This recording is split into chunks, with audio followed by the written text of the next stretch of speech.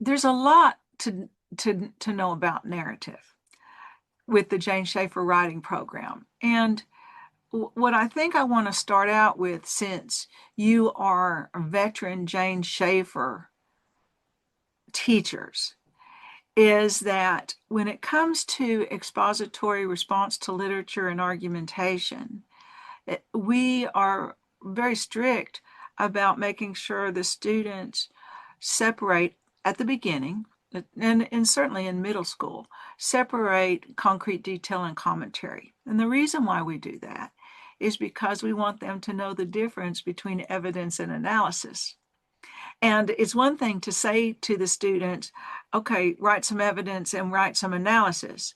But, with the Jane Schaefer writing program, our goal is to make sure that students are able to discern between the two. Maybe one of Rachel's students will start really understanding the difference between concrete detail. And so she'll say to that student, okay, it's time for you to weave. And weaving is when you take concrete detail and commentary and you weave them together into sentences, maintaining the same ratio. And so when Megan's 8th grade students are ready individually, there might be some students who aren't ready to weave. And so she has to be astute and differentiate with students as to when a student is ready to weave. You would never say to a class, today I'm going to teach you to weave, because understanding the difference between evidence analysis is such an individualized skill.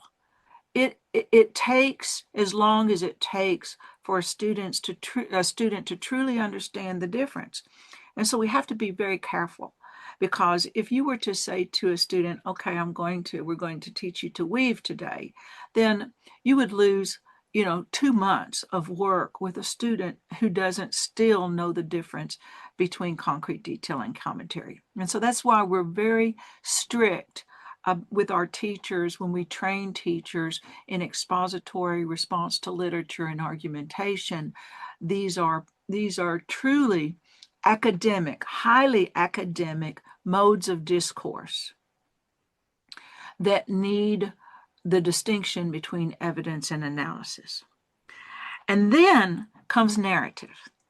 And what I love about narrative, because I love to write also, both academically and creatively, when it comes to narrative writing, then what happens is we talk to students about kind of letting go a little bit of the structure. I think it happens anyway for kids who are strong. Now, wait a minute. Say that again. What's that comment? I'm listening to you. Say that again. I said that I very rarely meet a 6th grader who I would feel that they'd be ready to learn the term weaving. I agree with that. But I do think that some of my writers this year do so naturally, but I don't know that I'm going to encourage it. Well, yes, explicitly teach to that, unless I have opportunity with that specific student. But like I have 3 or 4 children this year that are writing their own stories just for fun. Mm-hmm.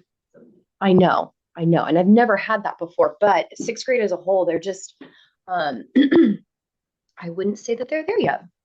Mm-hmm. Well, 6th graders, most students already naturally weave, but they don't know what they're doing. Mm-hmm. They don't have intention. They're just writing off the top of their head. They don't have intention. They're not discerning that this is concrete detail and commentary. They're just writing. And so that's why it's a good idea not to allow them to weave until they're ready. However, I will say that it's difficult when they get to middle school, and certainly 7th and 8th grade. It's difficult and I agree, Rachel, I would start them out with the structure, but as they get older and they start really being creative, then you're really tying their hands by not allowing them to weave the concrete detail and commentary. And you know, I'm a big proponent of keeping it separate, but only when it comes to the academic writing. But and the SBAC and the narrative, I know they would consider it academic writing, but truly it's creative writing when you get to narrative. When you look on page 7, this is a really nice handout to show the students and even to create a poster. We have posters of this to place in your room. But this helps them understand what concrete detail is and what commentary is when it comes to narrative writing. And so, for example, the plot, what happens in your story, that's concrete detail. The setting, when is this happening? Is it in the future? Is it in the past? Is it in the present? Is it, you know, at 10 o'clock at night? Is it in the summertime? And if it is in the summertime, what's the temperature? So where is it, right? Are we in another planet? Are we on a frozen tundra? Where are we? And so when and where, of course, is the setting. And then who? Okay, so your characters, you want to be able to see the characters. And so when you're reading a good piece, going back to Wuthering Heights, you know, you can picture the characters in Wuthering Heights. You can picture the characters in Harry Potter. And so colors are important. Imagery, as you mentioned early. Remember, imagery isn't just sight. Imagery is when you're creating a sense of the smells around you. If you're in the garden or if you're in a snowstorm, what is the smell? What is the taste? You know, when you're walking on the beach, there's a salty feeling in the air. That's where you want. See, you can say I'm walking on a beach with the sand seeping between my toes. Well, the seeping between my toes and the air with the you know, tickling my nostrils with the salt. See how that's weaving? You see how that's weaving?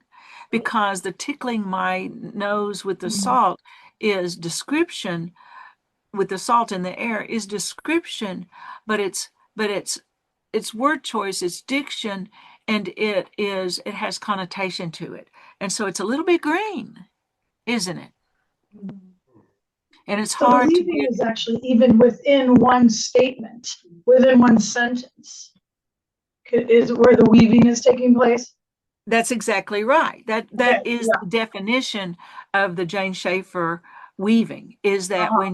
when you have concrete detail and commentary, two different sentences, and they're separate, and you combine them, or you combine the phrases within them to mix concrete detail and commentary.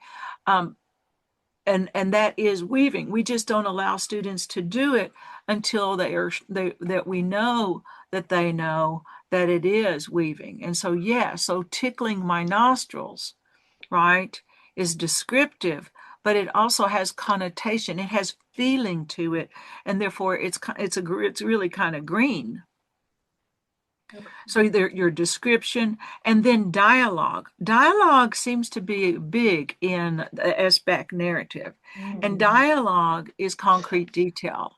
And so what I want the students to do is to have at least 3 forms of dialogue in their SBAC writing. That tends to get some good scores. You don't want to do too much dialogue though, because then you lose plot.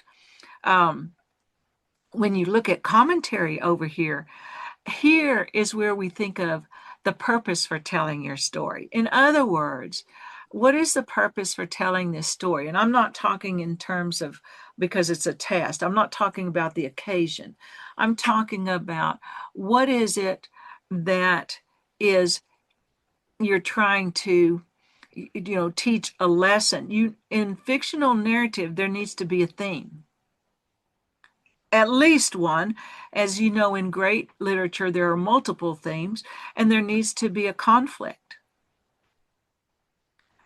And what are some commentary? What are some hidden thoughts of the characters? And so, whereas who on the outside is concrete detail, who on the inside would be feelings. What are the lessons learned? And typically, what you want, and again, with the sixth graders and the struggling writers, sometimes they can say it outright. What is the lesson learned? Because that's a nice closing. So for a struggling writer, whereas a really good writer would need to be more subtle about the lesson learns, why people act the way they do, themes, right? The good and the bad, the truth in your heart. Those are the kinds of fictional ideas when it comes to point of view.